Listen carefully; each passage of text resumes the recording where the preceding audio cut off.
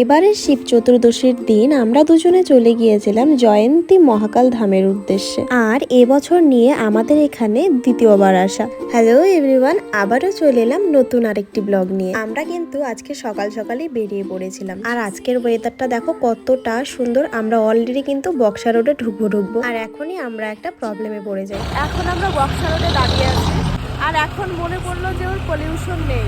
এখন কি হবে দেখা যাক কি হয়।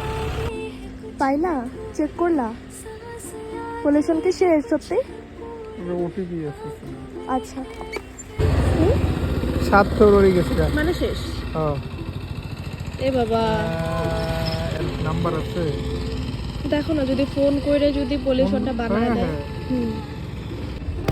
এই যে 7 ফেব্রুয়ারি 2025 খতম। আমরা এখন বক্সায় যাওয়ার যে রোডটা আছে সেখানেই কিন্তু দাঁড়িয়েছিলাম।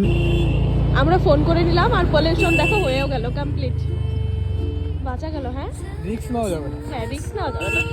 পলিউশনটা যে আমাদের শেষ হয়ে গেছিল সেটা মাথাতেই ছিল না একদম।